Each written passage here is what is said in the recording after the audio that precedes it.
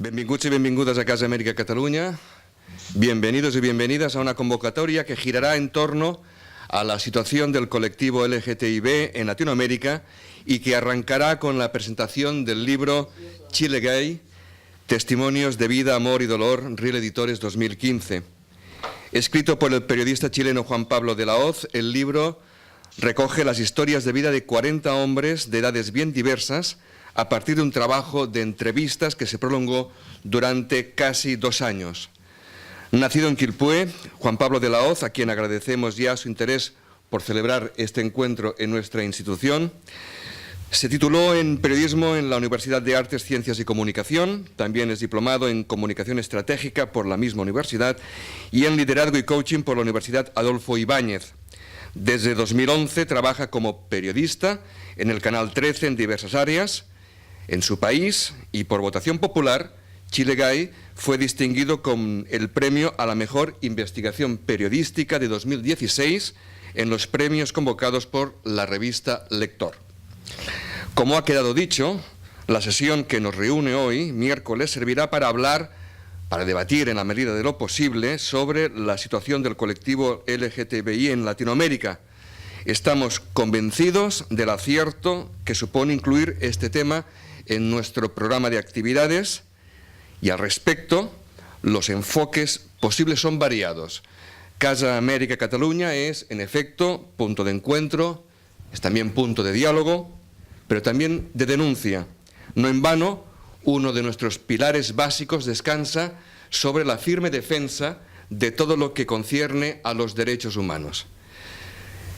Miren, llegados a este punto me siento obligado a abrir un pequeño paréntesis en recuerdo del jurista argentino Carlos Slepoy, referente en la lucha por los derechos humanos, por la justicia universal y contra la impunidad, que falleció el lunes en Madrid. Casa América Cataluña le concedió en 2009 el 9º Premio Joan Alsina de Derechos Humanos. Slepoy dedicó 40 años de su vida a la defensa de los derechos de víctimas de las dictaduras argentina, chilena, guatemalteca y española. Nuestra institución, bien conocida por él, siempre homenajeará su memoria. Cierro paréntesis. Y siguiendo con el tema que hoy nos ocupa, me apresuro a recordar que el 26 de septiembre de 2014, el Consejo de Derechos Humanos de Naciones Unidas aprobó una resolución para combatir la violencia y la discriminación por orientación sexual e identidad de género. Esta resolución fue liderada en buena parte por estados latinoamericanos, Brasil, Chile, Colombia, Uruguay. Es un dato que aporto en esta introducción.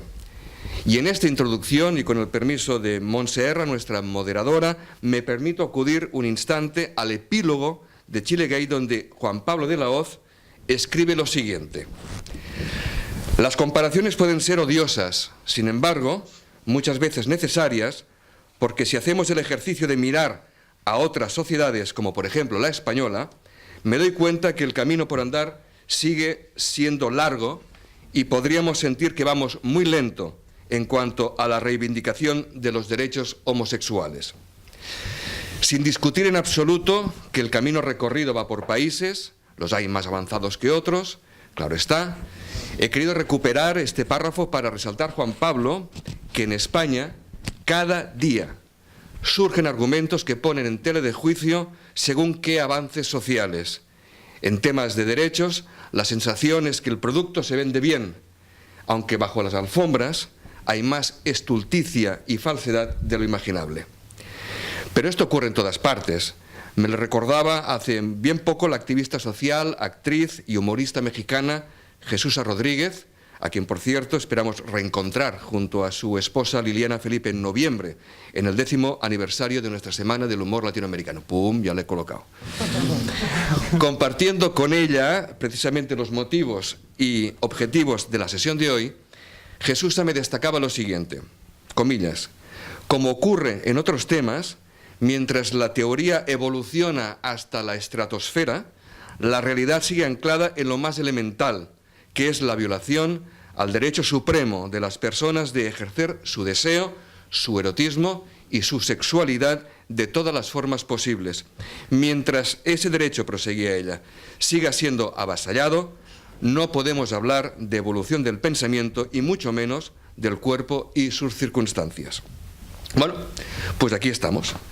Entre otras cosas, estamos aquí para poner nuestro granito de arena en la evolución del pensamiento al que hacía referencia Jesús Rodríguez. Para tan magno objetivo, y además de las de Juan Pablo de la Hoz, contaremos con las aportaciones de Lilian Díaz, nacida en Cuba y residente en Barcelona desde 1980, tras trabajar una década en la Radio Nacional de su país de origen, se vino a vivir a nuestra ciudad y cumplió su sueño de abrir un restaurante de comida auténticamente cubana que ya suma 25 años con las puertas abiertas.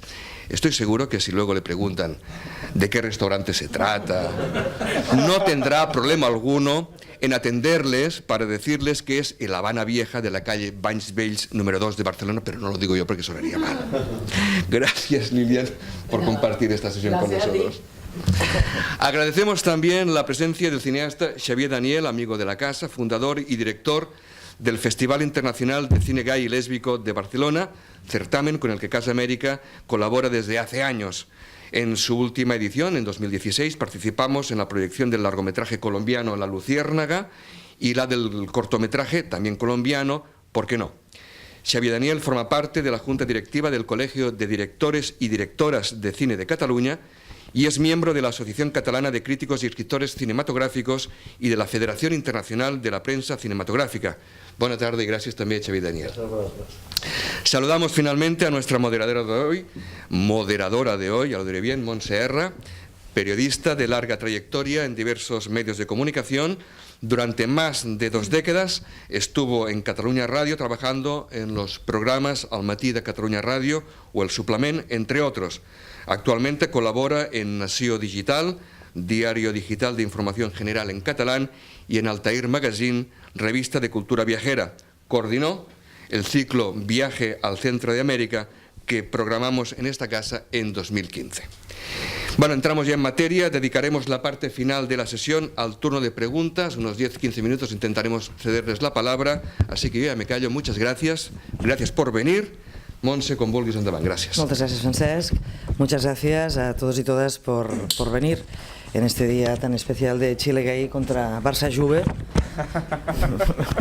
Al menos en la presentación Francesc ha hecho referencia al epílogo del libro y a mí me gustaría leerles un párrafo del prólogo escrito por la periodista Consuelo Saavedra. Dice así: los hombres de Chile Gay no pretenden dar lástima, por el contrario, tienen coraje y orgullo. Como todos, buscan amar y ser amados. Está en cada uno de nosotros ayudar a que esto sea posible. Conocer sus historias es un paso importante en esta dirección. Juan Pablo de la Hoz, enhorabuena por este magnífico libro que nos ha regalado.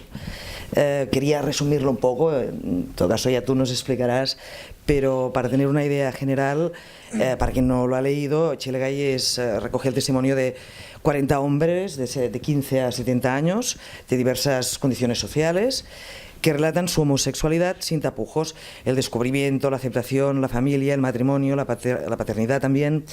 Son historias de dolor, de culpa, de pena, de tristeza, aislamiento, pero también de amor, fortaleza, valor, optimismo, alegría, etcétera, etcétera, etcétera.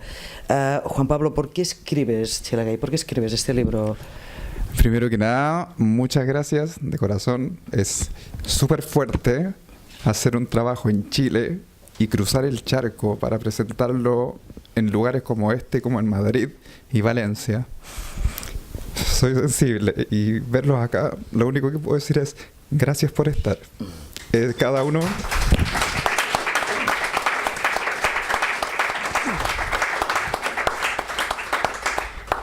uno tiene cosas que hacer y en verdad se los agradezco con toda la humildad del mundo que se hayan dado el espacio para estar acá. Y bueno, ya no me voy a seguir llorando.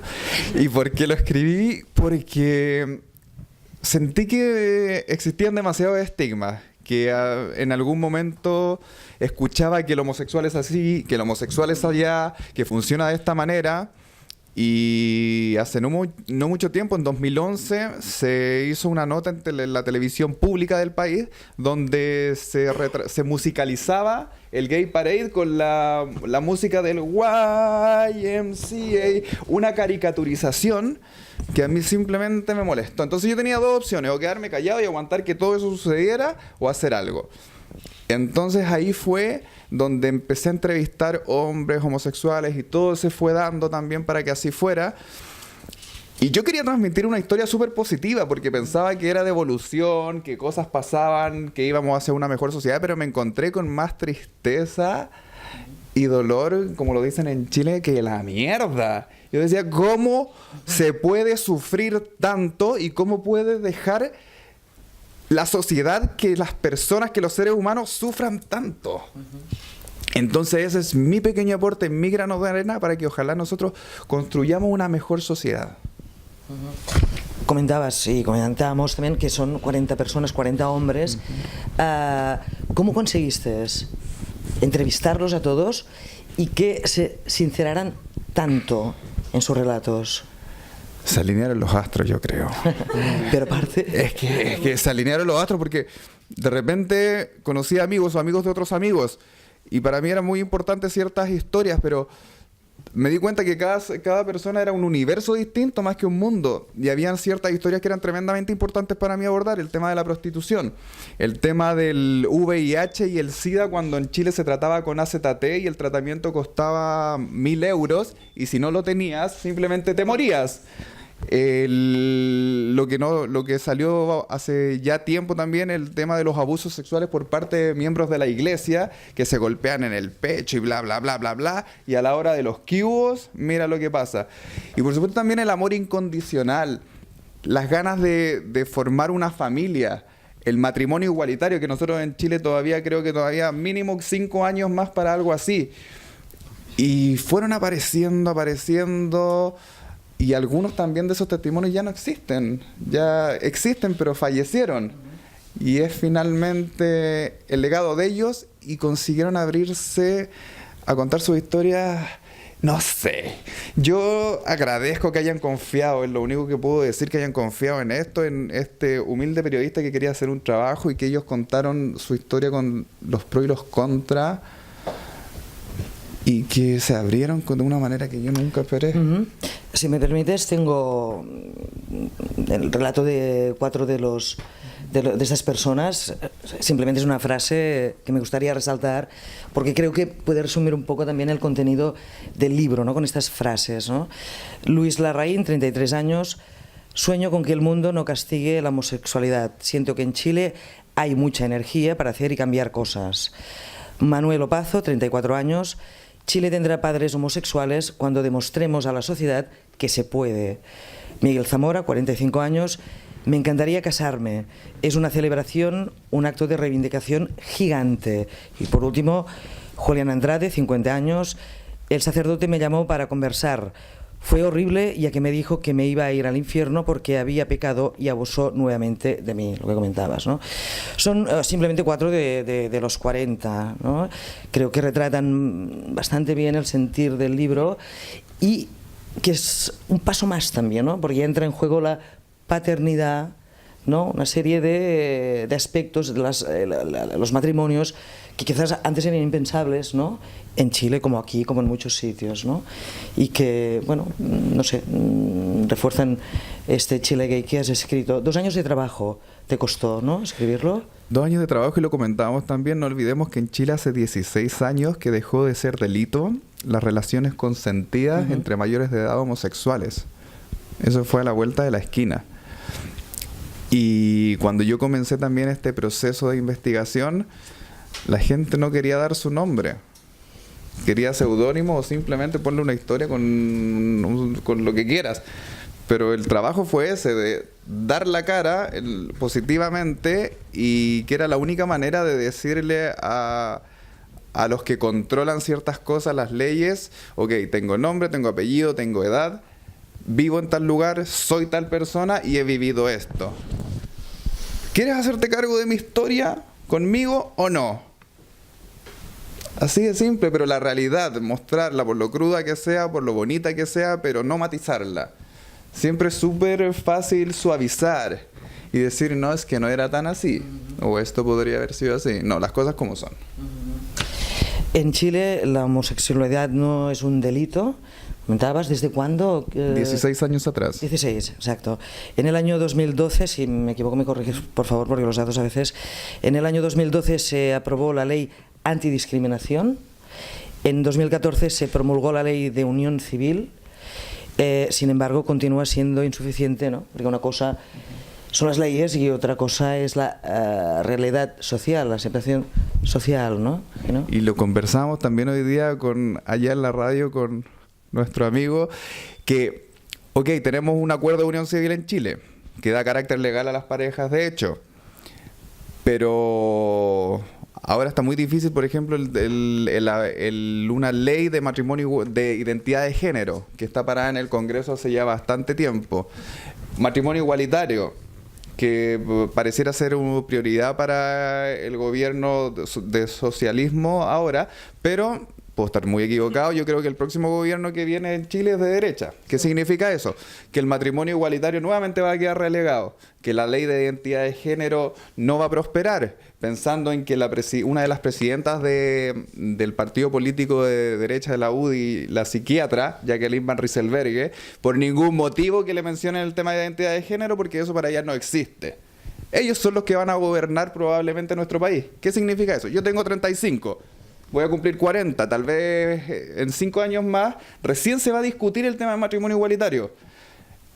Y entonces después tal vez me puedo casar a los 45. Ya no hablemos tanto de tener hijos, me van a llegar los 50 y me voy a morir sin haber sido feliz. ¿Y por qué alguien tiene que decidir cómo yo voy a ser feliz? Es que eso es lo que a mí me enferma. ¿Cómo no se ponen en el lugar de uno si es tan fácil pensar en el otro? En que el otro esté bien, en que el otro esté contento, pero estamos en un individualismo que es algo ya global, creo. Pero yo creo que el mundo sería mucho mejor si pensáramos en el otro, si está bien y cómo contribuyo yo a tu felicidad. Estamos hablando de la situación en Chile también y me gustaría también introducir a nuestros dos invitados, Lilian, Xavier Daniel. En Cuba, ¿cuál es la situación ahora mismo, Lilian? Bueno, buenas noches. La situación en Cuba ahora mismo es un poco increíble, diría yo, porque durante muchísimos años la represión fue brutal y constante y además discriminada porque muchas veces se equivocaban hasta de personas que no eran ni siquiera gay ni muchísimo menos. Era una forma como otra cualquiera de, yo no sé si era como un escaparate o si era para ellos, no sé, no era algo tan brutal y tan tremendo que la gente vivíamos bajo un terror. Yo tenía un amigo que era una magnífica persona, que era de Santa Clara, que matriculó 3 carreras en la universidad. La primera era farmacia. Empezaron a hacer limpieza de homosexuales en la universidad y antes que le tocara se fue.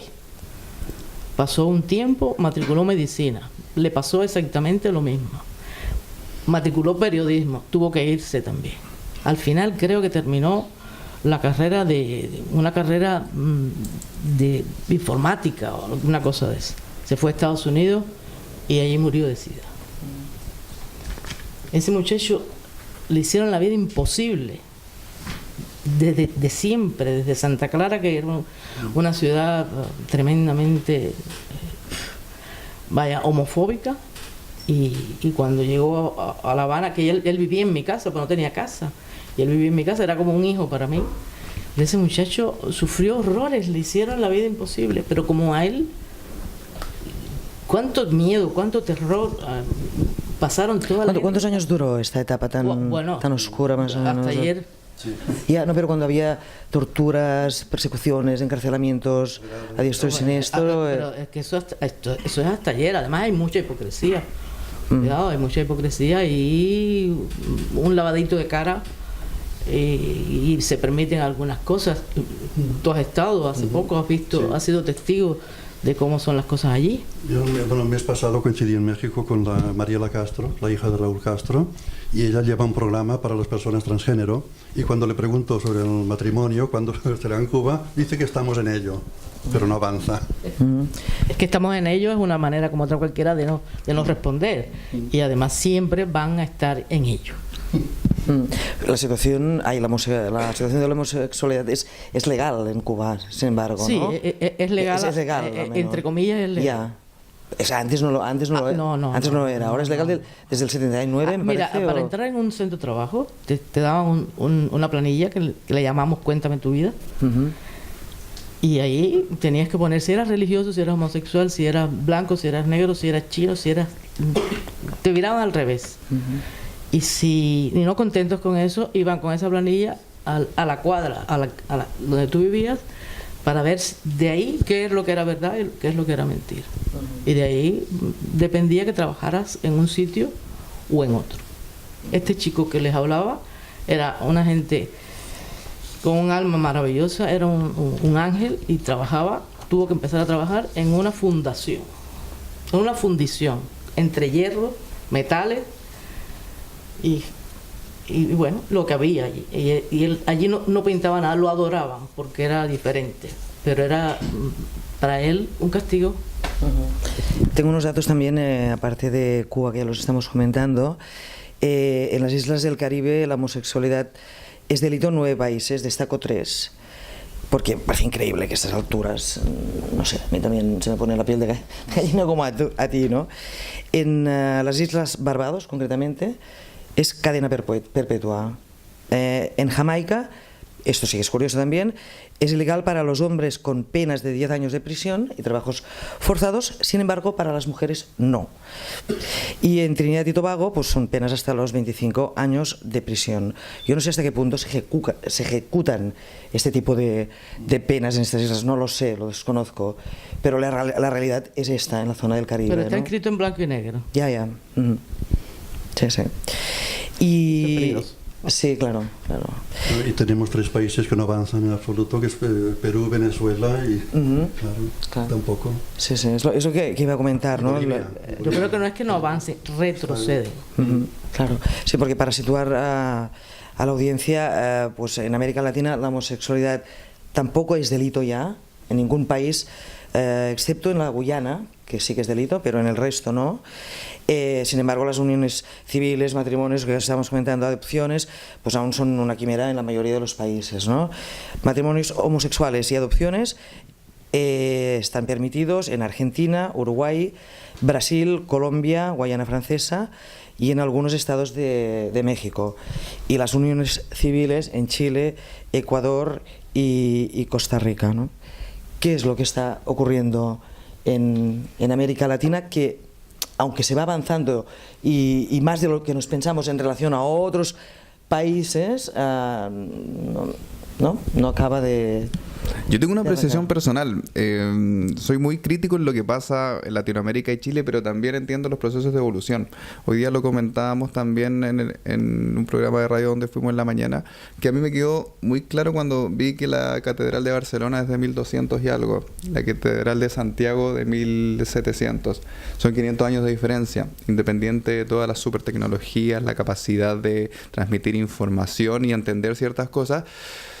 Son procesos naturales, pero también creo que en Latinoamérica nos castiga mucho el machismo, la iglesia, que sigue estando presente mucho y sigue siendo desde mi perspectiva el organismo más opresor que existe y que coarta las libertades individuales y colectivas. Y que hay ciertos factores, creo que también de políticos y económicos, que no dejan avanzar. Por ejemplo, Venezuela no es prioridad algo así, por todo lo que se está viviendo. En Perú y Bolivia el factor económico también es muy fuerte y la gente creo que se quiere estar primero bien ellos, tener el pan para comer día a día, tal vez mantener a sus familias, y lo otro ya no es prioridad, como si... podríamos decirlo en otras sociedades más desarrolladas, más evolucionadas y que tal vez tienen un Producto Interno Bruto a nivel del desarrollo. Y por eso que creo que el subdesarrollo a nosotros nos sigue haciendo mal. Antes precisamente comentábamos que en la época precolombina era todo el contrario, al revés. Incluso la homosexualidad estaba muy valorada, muy bien vista, era un símbolo de sabiduría. Los aborígenes respetaban eso tremendamente. Además, que como estábamos hablando hace un rato, para ser chamán tenían que ser homosexuales para que tuvieran la sabiduría de la mujer y la del hombre. Eso no era un problema en esas culturas. El problema surgió cuando llegó la cruz. Ahí se pudrió todo. Y el palo detrás. Estamos hablando un poco de la situación, ¿no?, en Latinoamérica, y me gustaría contrastarla. Ya sé que las comparaciones son odiosas, pero a veces va bien, o siempre va bien, para saber en qué punto estamos, ¿no? Xavier, la situación en España ha ido evolucionando mucho, ¿no? Más de lo que quizás nos imaginábamos hace unos años, ¿no? Sí, porque de Europa y del mundo es el tercer país. O sea, primero fue Holanda en el 2001 para el matrimonio gay, sí. Después Bélgica, y el tercero, junto con Canadá, es España. Sí. Y no podemos olvidar que también tenemos una ley muy importante, aparte de la ley de matrimonios, ¿no?, del gobierno Zapatero de 2005, la ley contra la homofobia aprobada por el Parlamento catalán en el 2014. Esto es muy importante, ¿no? Muy importante, pues es única. Sí. ¿Puedes explicar un poco para, no sé, las personas que no sepan exactamente qué consiste, ¿no?, en qué situación estamos en relación a esta ley? Bueno, claro, el ciudadano está protegido en cualquier acto de homofobia que pueda sufrir. Entonces, claro, es una protección la ley que te protege, ¿no? En esto es curioso que en Colombia la mayoría de edad era el más avanzado, eran los 15 años. Y en cambio, por el concepto machista y la cultura machista, yo conozco colombianos que tuvieron que marchar porque igualmente no se respetaba, o sea, sufría los insultos y los ataques homofóbicos igual, aunque la ley te protegía. En este caso, ahora ya han pasado años y aquí te protege y te puedes sentir seguro. Estamos hablando de la evolución, ¿no?, de aquí en el caso español, catalán, ¿no? Sin embargo, bueno, parece que últimamente vuelve a haber muchos casos claros de homofobia, aunque haya la ley. Hay casos claros como la agresión a una pareja de chicos gays en Berga, la no aparición, afortunadamente, del autobús homofóbico hace oír, que por suerte muchos ayuntamientos ya dijeron que no pasaría ni en broma, ¿no? Es decir, este contraste, ¿no?, ¿a qué se debe? Vamos avanzando mucho, pero de golpe se dan unas situaciones homofóbicas muy grandes, ¿no? También. Hay algo que a mí me llama poderosamente la atención y que es casi que es incomprensible. La Iglesia ha sido culpable de muchísimas cosas, incluso del machismo, porque el hombre es, Dios. Pero entonces hay una corriente política de izquierda extrema que no tiene que ver con la Iglesia o ataca a la Iglesia, pero que practica la misma historia. En Rusia esto es tremendo lo que está pasando con los homosexuales, pero además da la cara a este señor, da la cara diciendo que sí, que eso para él es algo terrible y algo que tiene que abolirse. Pero es una contradicción tremenda entre una parte que es la Iglesia y que es atacada, porque en Cuba al principio de la revolución uno no podía decir que era católico, porque no te dejaban trabajar y no te dejaban esto y no te dejaban lo otro, no podías decir que eras católico y las iglesias se cerraron, etcétera. Y al mismo tiempo pues trataron de acabar con los homosexuales y los metieron en un sitio espantoso que hubo que intervenir aquello, porque aquello fue tremendo. O sea, se juntan esas dos cosas que son antagonistas. No entiendo, de verdad. ¿Hasta dónde? ¿Dónde está el camino ese que no va ni a un extremo ni a otro?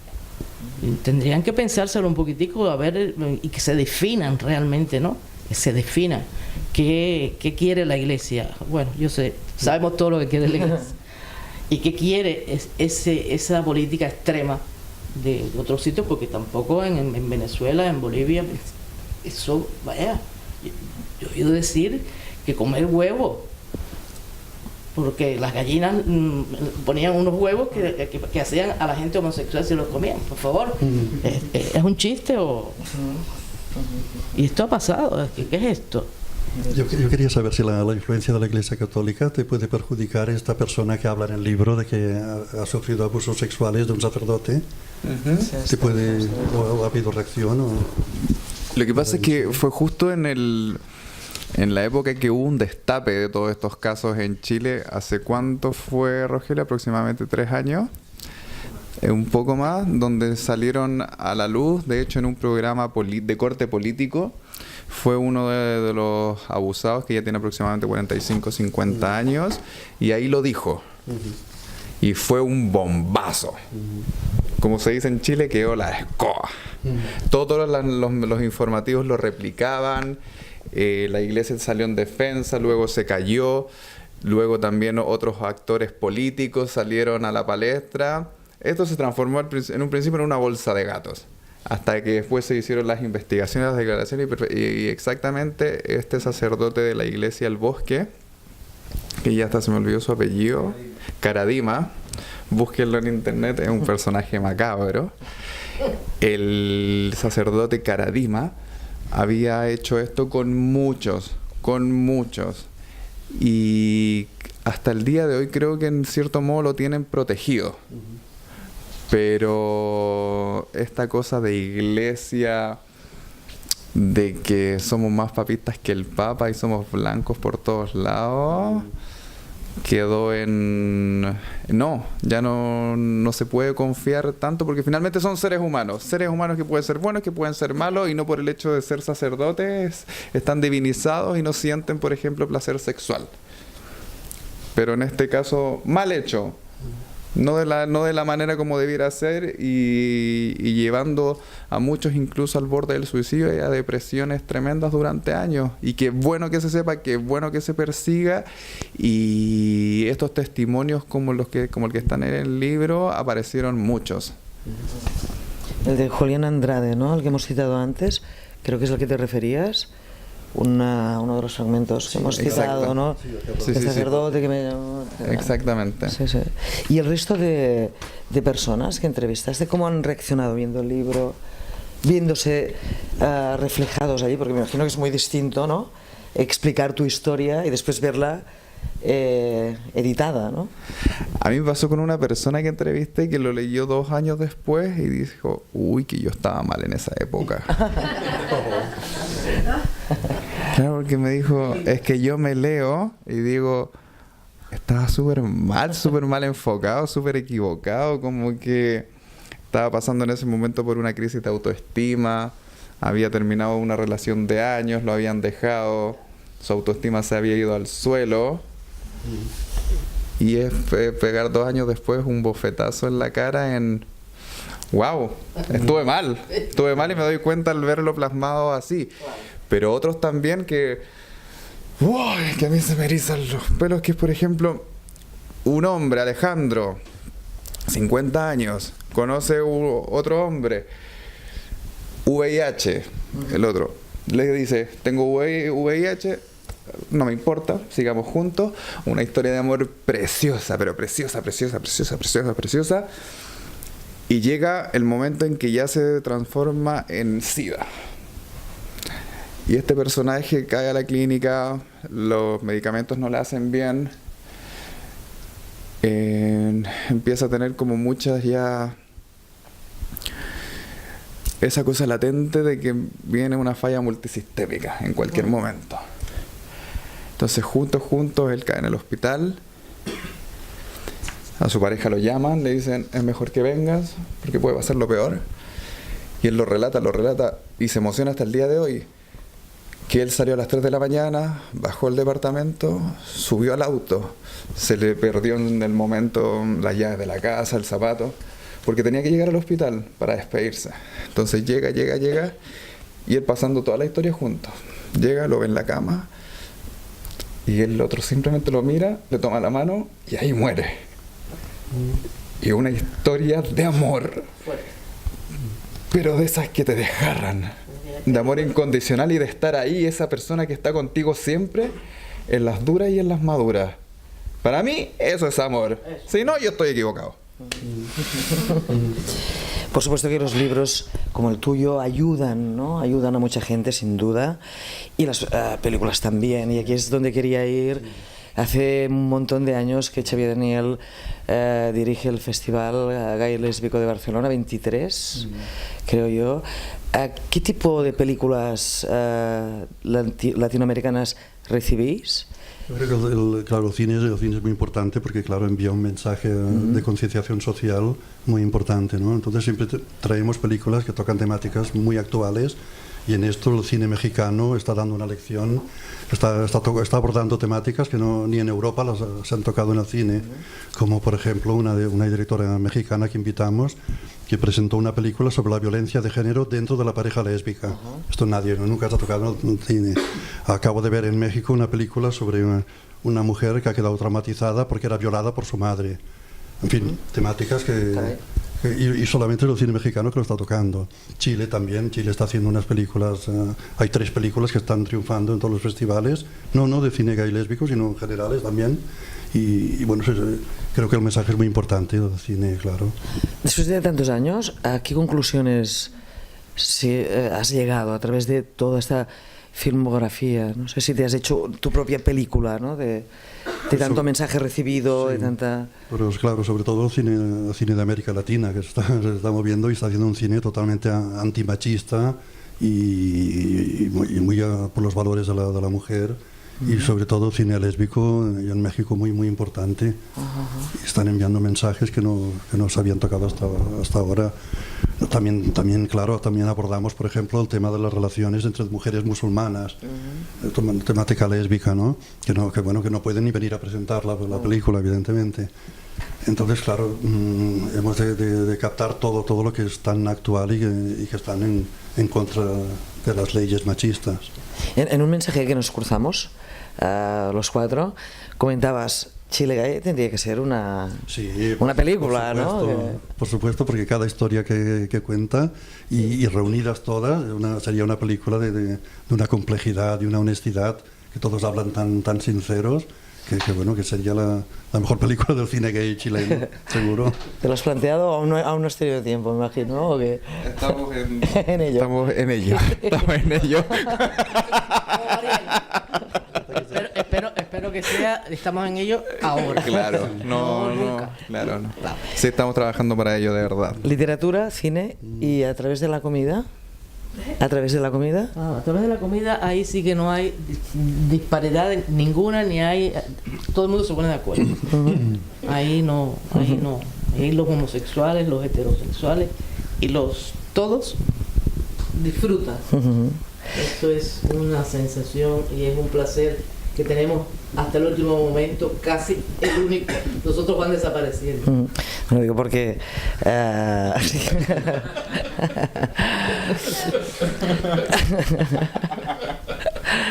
también, es verdad. Porque tu restaurante es uno de los mejores de Barcelona, de comida cubana, y me consta y doy fe que efectivamente tú eres se establecen unas buenas relaciones. Yo no sé si quieren añadir alguna cosa más que nos hayamos olvidado. Lo digo porque me hace tanta ilusión ver a tanta gente en esta sala que, en fin, no sé, me gustaría dar paso a nuestro querido público para, si quieren dirigir alguna pregunta a nuestros invitados, pues davant. La primera pregunta va dirigida al periodista, no me acuerdo el nombre. Perdona, ¿podría presentarse? Perdone. ¿Nombre de dónde es? Sí, em dic Joan Sebastià. Soc de Madrid y visc a Barcelona. Si nos pudiera decir a grandes rasgos, evidentemente, ¿qué representó para las libertades individuales los gobiernos de Allende, de Pinochet y otra vez cuando llegó el recuperar la democracia? ¿Qué representó, digamos, el pueblo vivió unas transformaciones, las represiones aumentaron, disminuyeron. Si pudiera decir a grandes rasgos, quizá me ayudaría a comprender un poco la situación. Y luego quisiera hacer una pregunta a la señora de Cuba, de que tengo un interrogante. En la sociedad que usted nos describe cubana, ¿cómo es que existe el ballet de Alicia Alonso con tanto prestigio? Bueno, muchas gracias. En primer lugar, porque es muy bueno, siempre fue buenísimo. Y Alicia Alonso fue una enorme profesional que mantuvo el ballet en vivo, porque además de eso, yo creo que fue la única expresión, y es muy interesante esa pregunta, porque fue la única expresión del arte que en Cuba tuvo el apoyo del gobierno, la única. Porque el resto de las artes no tuvieron apoyo de ningún tipo. Inclusive, yo diría que no es que no tuvieran apoyo, que en ocasiones hasta se trataba de que ni existieran. Entonces, el ballet, Alicia fue una mujer revolucionaria que estaba muy de acuerdo con las cosas del Estado, del gobierno, y eso le facilitó mantener el ballet, el nivel que tenía, y mantenerlo y mejorarlo y llevarlo hasta donde lo ha llevado. Realmente es una escuela muy exigente y ha tenido, y podría haber tenido todavía más, porque ha habido bailarinas que no pudieron ser primerísimas, porque había una muy primerísima que era Alicia, y que no permitía un poco que le hicieran sombra. Pero eso lo sabemos nosotros los cubanos que vivíamos allí, íbamos todos los domingos a ver el ballet, que era muy barato, por cierto. Estaba al alcance de todo el mundo. $1 valía la entrada para ver el ballet. Y era bastante importante y bastante interesante. Y yo creo que esta es la razón por la que el Ballet Nacional de Cuba se mantuvo en el nivel que tiene todavía. Gracias. Pero por ese motivo que has dicho, no entiendo por qué han cambiado el nombre del Teatro de la Ópera de García Lorca por Alicia Alonso. Eso no se lo preguntaron al pueblo, porque si se lo preguntan, eso no se da. Exacto. Y respondiendo a lo que me decías, yo siempre creo que los gobiernos socialistas o de izquierda están más llenos de libertades que los de derecha, de libertades individuales y colectivas, pero también durante el gobierno de Allende también era otra época en la que se vivía en el país, en que en general el tema de la homosexualidad no se conversaba, era tabú. En lo que es Pinochet, ahí sí hubo represión, ahí hubo búsqueda, castigo. Por ejemplo, ahí en el mismo libro cuento toda la historia de Francis François, uno de los primeros transformistas del país, que falleció hace unos años atrás, y que ellos estaban, por ejemplo, en una mítica discoteca llamada Quasar, y que habían hecho pasadizos dentro de ese lugar, porque cada cierto tiempo había redadas de la policía de investigaciones. Y si los encontraban ahí, los llevaban a un lugar que quedaba en el centro de Santiago y los ponían a todos en una piscina y los manguereaban, que era por decirte lo más suave que les hacían. Y durante esa época también, a quienes se vestían de mujer, le hacían un examen para ver si era homosexual. ¿Qué mierda me estaba hablando? ¿Qué examen? Y esa eran parte de la represión, solamente un ejemplo de que se buscaba, se castigaba. Y ahora creo que en el gobierno socialista de Michelle Bachelet, que termina en marzo del próximo año, sí ha habido un rol hacia las políticas, por ejemplo, de matrimonio igualitario o de ley de identidad de género. Pero eso ya pasa más al Parlamento. Y yo creo que ahí es donde se frena. Y como dije, si vuelve un gobierno de derecha, ahí ya lo que pueda pasar, ya el tiempo lo dirá. Y será, creo que bastante. Yo quería preguntarte, una de las conclusiones de la Conferencia Mundial de los Derechos LGTB, el informe de la ILGALAC, de América Latina y el Caribe, decía sobre Chile que el Ministerio de Salud rechaza por primera vez las terapias reparativas de la homosexualidad. ¿Cómo está esto ahora? Es que hay libros también, hay libros de una universidad. Es que por eso yo creo que aquí va un tema de que no es de educación, porque en Chile hay gente que tiene mucho dinero, pero que, me perdone, pero son estúpidos. Porque hay un libro de terapias reparativas para la homosexualidad de la Universidad de los Andes, una de las que tiene más pasta en el país. Y gente muy educada, gente que sabe mucho, que ha estudiado, que ha viajado por el mundo, y que te salgan con eso. Y por supuesto me parece genial, porque es que es una tontera. Es que no puedo creer que todavía en 2017 se siga cuestionando. Y finalmente yo creo que esa es la labor que tenemos nosotros, y si queremos o no queremos hacernos cargo de que esto ya no sea tema. De que cuando deje de ser tema es porque ya se cumplió el objetivo. Esto sería el ideal, ¿no? Creo que te han hecho un buen regalo aquí en Barcelona, y es que puedas ofrecer tu libro, Txelegay, en una de las paradas, ¿no? del día 23 en Sant Jordi, ¿no? ¿Puedes explicar un poco? Exacto, por ejemplo, ahí está. Nosotros con Elena, que ha sido mi compañera de ruta, comenzamos esta gira, como quien dice, por Madrid, Barcelona y Valencia, con lo opuesto. Con lo opuesto, porque pedimos dinero al Estado y el padre Estado dijo no. Fondos de cultura, y dijeron no. Y le dije, Elena, ¿cómo estáis de plata? ¿De pasta? Mal. ¿Y tú? También. Vamos, vamos. Y como sea, lo hicimos porque sabíamos que eran oportunidades que simplemente de repente se dan una vez en la vida y tienes que hacerlo.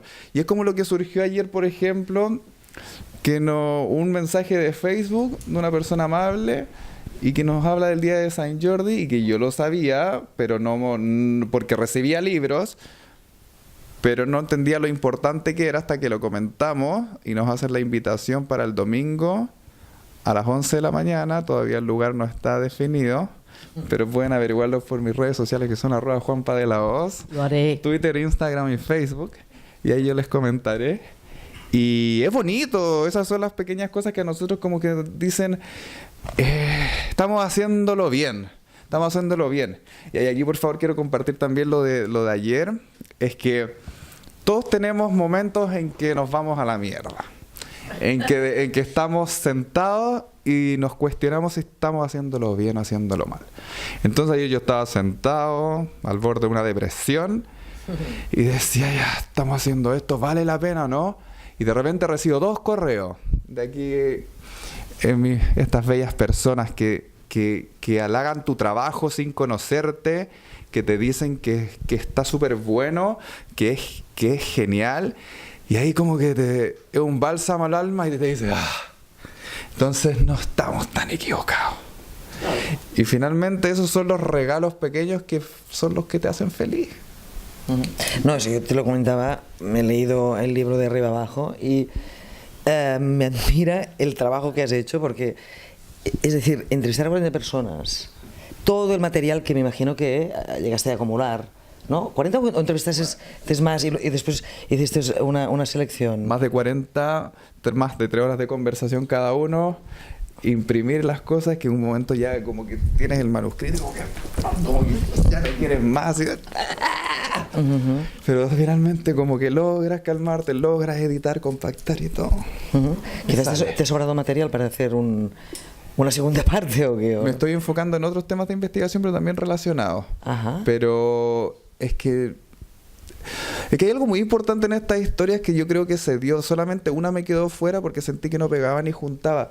Pero es que el subtexto de todas las historias, independiente de cada una de sus vivencias, de lo bueno, de lo malo, de todo, es que todos quieren sentirse profundamente amados. Sí. Todos queremos sentirnos profundamente amados, y finalmente es el hilo conductor, independiente de que ejerzas, por ejemplo, la prostitución, de que hayas sido abusado, de que hayas tenido una vida heterosexual y luego una homosexual, con todos los daños colaterales que eso conlleva cuando tienes familia, con las personas de mucha educación, de poca educación, de más dinero, de menos dinero, de que personas en silla de ruedas también, o personas que son hermosas físicamente, todos quieren sentirse amados, y ese es el subtexto. Sentirse amados, y también en muchos de los casos se plantean relaciones para toda la vida. Muchos de los entrevistados sueltan la frase, ¿no? De que a mí esto me sorprende también, ¿no? Pero pensando estar con esta persona durante el resto de sus años, ¿no? Es que todos necesitamos estar con alguien, ¿no? Y esa honestidad que transmiten los entrevistados y el autor. Sí, efectivamente. ¿Cómo los... Te iba a decir convencer, ¿no? Porque no se trata de convencer a nadie, ¿no? Pero ¿cómo consigues pues que estas personas revelen todas sus intimidades? Porque hay casos que no está mal, ¿no? Lo que explican. Que fue difícil, no fue difícil, sí fue difícil, es que no sé si fue difícil, es que se dieron las cosas. Es la gracia. Es que se dieron, no sé, a lo mejor yo soy un poquito simpático, buena onda, como que no. El problema de simpatía, el problema es que es que si vieron verdad en tus ojos. Eso es. Entonces, si transmitiste eso. Es que honestidades, por ejemplo, ¿sabes qué? Cuéntame tu historia, yo voy a hacer lo mejor posible con ella, no te voy a defraudar, voy a tratar, pero no lo voy a manosear, no voy a utilizar esto como para yo. Porque este trabajo lo que menos tiene es ego personal. Sí, ¿les pasaste las entrevistas o no? Es decir, algunos me las pidieron, que tienen relación con la política y todo, y está bien, me da una lata feroz, pero era el compromiso. Ajá. Y otros confiaron. No, está muy bien, que hayas escrito Chile Gay, pero ¿y un Chile lésbico? En eso estoy también. ¿Es en esto lo que estás trabajando? Sí, después, por ejemplo, lo que pasa es que nosotros comenzamos presentamos el libro en 2015, luego nos fuimos a Miami, ahora estamos acá, el próximo mes nuevamente a Miami, y ahí ya se acaba este ciclo y ahí ya se puede trabajar mucho más en lo otro. ¿Pero quizás era más complicado encontrar 40 mujeres chilenas que se atrevan a relatar sus historias? Yo no creo que sea más complicado. Vamos a ver qué sucede. Pregunto. Y como siempre me digo a mí mismo, déjate sorprender. ¿No crees que sea más complicado, No. Lilian? ¿No? ¿Por qué? Porque me he dado cuenta de que en muchos casos las mujeres dan un paso más rápidamente que un chico. Por lo menos los que yo conozco en Cuba. Yo tenía compañeros amigos que tenían un apartamentico y la familia no lo sabía. Sin embargo, en grupos de las chicas, en cuanto tenían un trabajo y podían emanciparse, se emancipaban y se iban de la casa tranquilamente, alquilaban un apartamento y empezaban su vida como ellas querían. Y los chicos no, eran con 40 años, con 40 y tantos años. La familia no sabía que tenían un apartamento aparte. Entonces era como hacer una doble vida. Las chicas no. La familia de las chicas sabían cómo eran. Por lo menos la gente que yo conozco. Yo creo que la mujer, en ese sentido, muchas veces, o por lo menos en Cuba, daba más el paso antes que el hombre. Por eso no me parece difícil. Ya nos contarás. No, hay la película chilena que ha salido el año pasado, Rara. Por ejemplo. Que está inspirado en el caso... Está inspirado porque a ella le molesta mucho en el caso de la jueza Atala, que en 2004 la Corte Suprema le arrebató la tuición de sus hijas por ser lesbiana, y que finalmente ella luchó, se hizo la denuncia ante la Corte Interamericana de Derechos Humanos, y esta en 2012 falló a favor de Atala e hijas en contra del Estado chileno y ordenó reparar. De su misma boca dice que hasta el momento no se ha hecho nada por reparar y que los años que ella vivió sin sus hijas nadie se los va a devolver. No. Bueno, y tenemos otra cita que aún queda un poco lejos, pero del 20 al 29 de octubre, ¿no? La próxima edición del festival. ¿Nos puedes avanzar alguna información? Bueno, se están seleccionando ya las películas y como siempre, como cada año, habrá película de América Latina y colabora esta casa siempre. Traerás aquella cubana que me comentaste. Sí. Que no se puede ver en Cuba, pero fuera de Cuba sí la podremos ver. Sí, una película que también está ganando Todavía premios en Cuba muchos hay festivales. películas que no se pueden ver. Y está prohibida en Cuba y en cambio está ganando en todos los festivales que se presentan. ¿Qué película es? Es Santa y Andrés. Ajá. Yo la he visto ahora en el festival en México y un éxito, y ha ganado el premio a la mejor actriz. Son actores de teatro y es la primera película que hacen los dos, él y ella. Impresionante. ¿Y tú, Xavier Denel, con qué dificultades te has encontrado durante todos estos 23 años? Comentábamos antes también que antes ir a ver una película temática era complicado, menos mal que había el festival, que se movía una filmoteca antigua, ¿no? Mercat de las Flors, etcétera, ¿no? Y menos mal que había de estas... ¿En qué dificultades encontraste y cómo ha cambiado, ¿no? en estos años? Los principios fueron difíciles porque la gente creían que ir a un festival de cine lésbico quedaban etiquetados, ¿no? Entonces, claro, con el tiempo han visto que se veían películas de calidad y que bueno, que la temática era esta, porque eran películas de calidad, de valores artísticos, y bueno, ha ido evolucionando, viniendo ya críticos de cine, historiadores, entonces ya hay cinéfilos, claro, que es el público habitual del festival. Y luego que bueno, que es la ocasión de ver unas películas que luego no se verán comercialmente. O sea, el reglamento del festival es muy exigente, entonces no permite películas que ya están compradas, o sea, que se van a ver luego distribución comercial en España. Entonces, esto es uno de los requisitos y el público lo sabe, y por eso pues, se llena la sala, claro. No, sí, siempre es un éxito, ciertamente. Maravilla. Davant. Puede preguntar más que él, ¿eh? No es que haya pagado aparte, ¿eh? No. Aprovechando que tenemos a un cineasta y al periodista chileno, quisiera preguntar sobre una película que hace unos meses vi, era chilena, y no me acuerdo del nombre, pero sí me gustaría saber el impacto que causó aquella película en Chile. Era la historia de una especie de residencia de sacerdotes pedófilos que vivían al sur de Chile, y que era una película terrible. Y que la sociedad chilena, ¿cómo reaccionó? Es la misma, Rogelio, ¿cierto? Sí, ahí como que me mató. Paul Schäfer de los alemanes, de Colonia Dignidad. Yo creo que Perdón, quizás no era el sur. Sí que estaba al lado del mar. Y había una matanza de perros al final. Ese desgraciado que estábamos hablando recién, pues ese sacerdote chileno. No, ese, el Caradima, el que salió hace mucho tiempo, hace algunos años en la palestra por el tema de los abusos, se hizo una serie de televisión y también una película. Y por supuesto que la película muy fuerte, y es la serie junta. Es toda la serie junta, y por supuesto ahí se reabrieron heridas, se comentó mucho, pero también fue bastante bien recibida porque finalmente muestra todo lo que ha estado en tribunales y lo que se ha mostrado por los medios de comunicación y en ciertos programas. Ficción, pero dejó una cosa de desconfianza. Es que ese es el sentimiento general, creo yo, que hay en el país por la Iglesia Católica: desconfianza.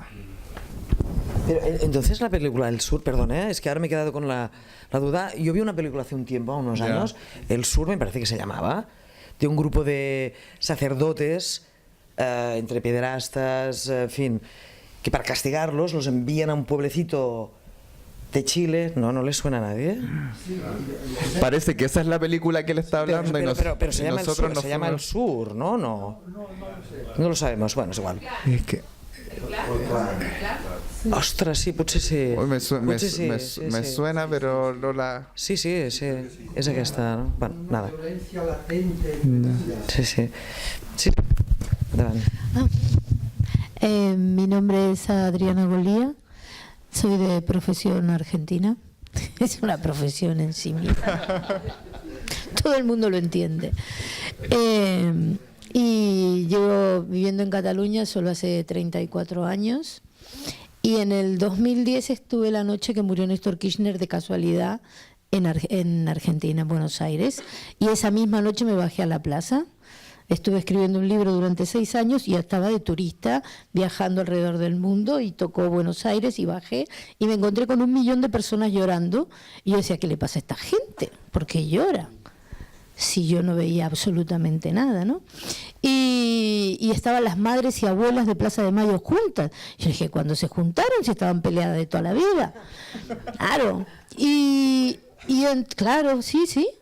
Y a raíz de eso eso fue la misma noche, ¿no? La misma noche no había posibilidad de organizar nada. Era la gente que cuando terminó el censo bajó a la plaza a llorar, a encontrarse con el otro, ¿no? Y estaba toda la Avenida de Mayo, toda la 9 de Julio llena de gente y bueno, y entonces me empecé a mirar a ver qué pasaba y qué pasaba y qué pasaba y después me decían, es que tú no vives aquí. Así que me fui 2 años a vivir a Argentina y a entender cuáles son los procesos latinoamericanos, ¿no? Lo que se está viviendo en Latinoamérica. Y creo que en este momento es de todos conocido que se está viviendo un segundo Plan Cóndor. O sea, el primer Plan Cóndor fue el que empezó en Chile, bueno, ya habían arrancado en Guatemala con los golpes de Estado y demás, y es este mismo neoliberalismo que estamos viviendo aquí. O sea, Europa, la estamos batallando tanto aquí como allí, el enemigo es el mismo, o sea, es el mismo, sobra dinero y hay que tener paraísos fiscales para toda esa cantidad de dinero que sobra y tenemos que tener a la gente con mucho miedo y muy esclavizada.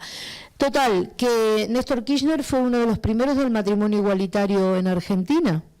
Además, me encantó vivirlo con la naturalidad que se vivía, ¿no? Entonces, en ese aspecto, ya te digo que llevo 34 años viviendo aquí, vivir la homosexualidad en Barcelona y en Buenos Aires para mí ha sido lo mismo, no ha habido diferencias. Sin embargo, en estos últimos tiempos, por ejemplo, no llevar sujetador en la playa ya no es un tema tan corriente como hace años, ¿no? O sea, hay un retroceso en la libertad sexual muy importante y además, sin olvidar el hecho concreto que nos siguen matando por violencia doméstica a una mujer por semana, a un promedio de más de una mujer por semana.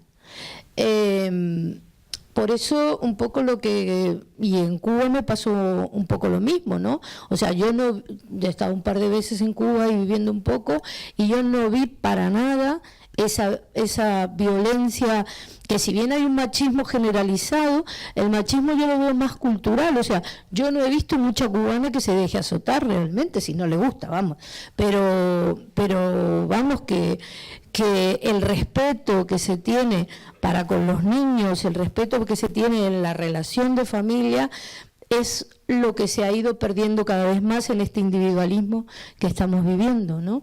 Entonces, nada, bueno, eso, agradecerte y contarme cómo tienes la relación con Argentina.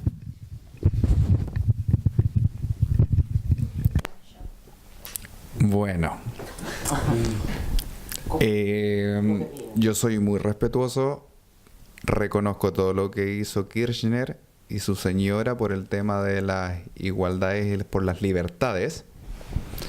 No, por supuesto, porque se robaron casi todo, pero sí reconozco que ellos fueron los precursores y se preocuparon de ello.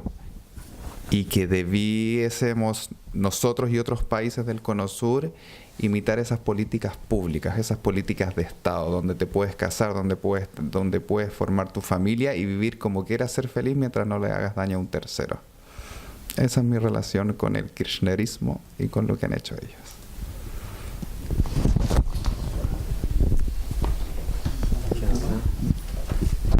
Sí, seguimos con las... Yo em dic... ¿Querías añadir algo, Liliano? Vale, perdón. No, sigue. Yo em dic Roger, me llamo Rogelio, soy chileno, yo soy chileno, aprendiendo catalán poco a poco acá.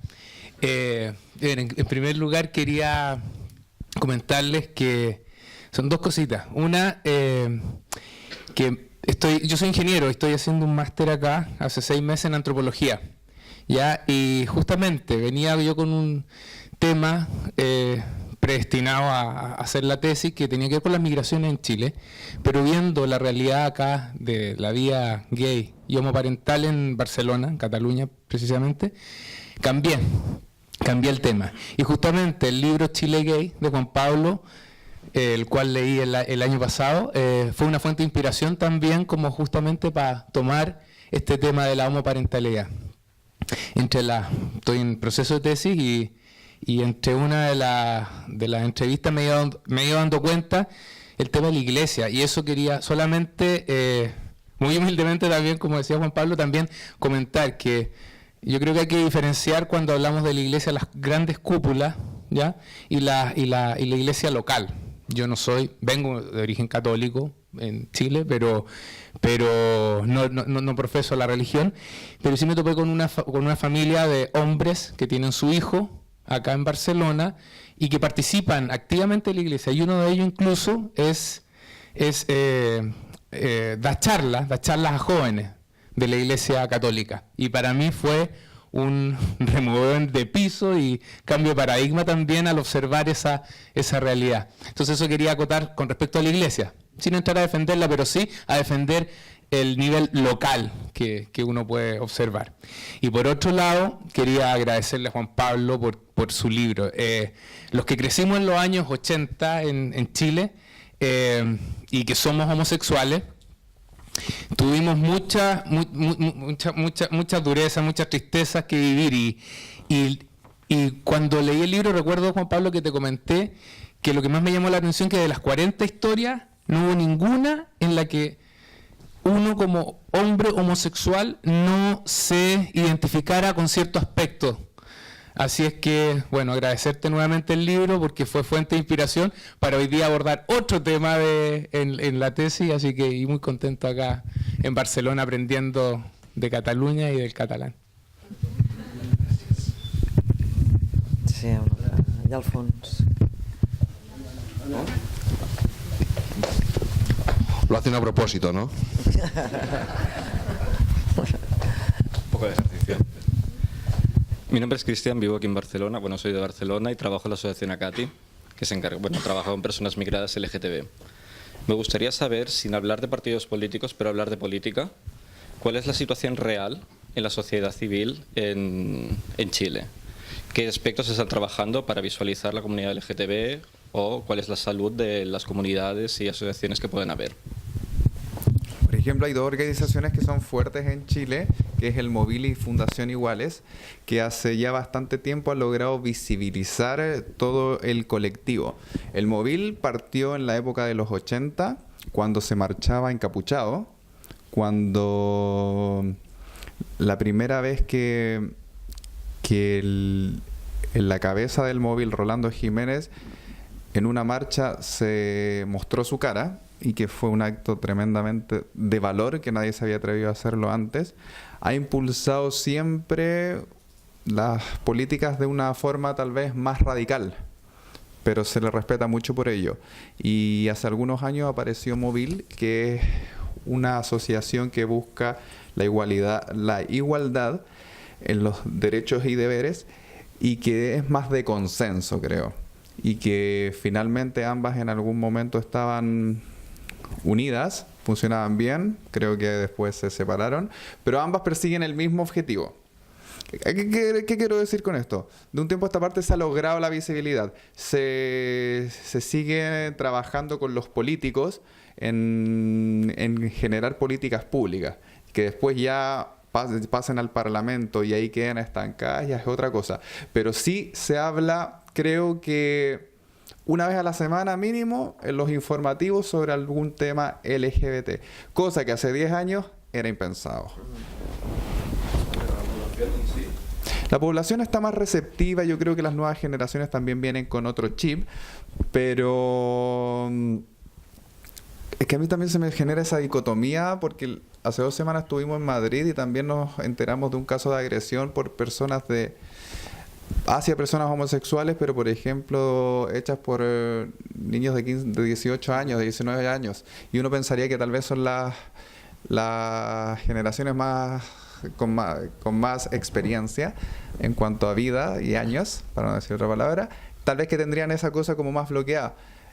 Y allá hay eso de tratar de entender y todo, pero es muy difícil de ver chicos y sobre todo chicas de la mano, incluso en el barrio considerado gay. Hay una evolución, se sigue avanzando, se sigue visualizando, pero también creo que falta mucha agua que corra bajo el puente. Bueno, este año será la segunda edición de un festival de cine gay en Chile. La segunda edición ya. Se empezó el año pasado. Sí, se llama Amor Festival. Eso es un paso. Será Poco a poco, ¿no? claro. Porque quién se iba a imaginar, supongo también, ¿no? En Chile, la situación ahora, la situación hace 16 años, que es cuando deja de ser ilegal la homosexualidad, desde aquí el recorrido ha sido parecido, ¿no? Exactamente. Quizás hemos ido unos pasos por delante, pero no te pienses, aquí también cuesta, aún el reconocimiento social parece, ¿no?, que todo sea extraordinario, y no, aunque haya unas leyes determinadas, etcétera, ¿no? Y no sé, esto ya es una opinión personal, también depende mucho, ciertamente que si el entorno te lo complica, pero que depende mucho de cada uno, ¿no?, en el fondo. Es decir, ya podemos ir poniendo piedras que si cada uno no da el paso, no es valiente, ¿no? En esto y quizás en todos los ámbitos de la vida, pero en este particularmente, porque es del que estamos hablando, ¿no? Pero que en definitiva todo depende de uno mismo, ¿no? Y a partir de aquí, pues... Y de algunos gobernantes como en Uruguay, ¿no?, que gracias a José Mujica en el 2013 por ejemplo, se puede adoptar y matrimonio. Sí. No, pero que las leyes Humanidad e inteligencia. son necesarias, ¿no? Porque en definitiva el paso es un poco el propio. No sé si quieren... Ajá. Avui va ser en quilòmetres, no sé per aquí.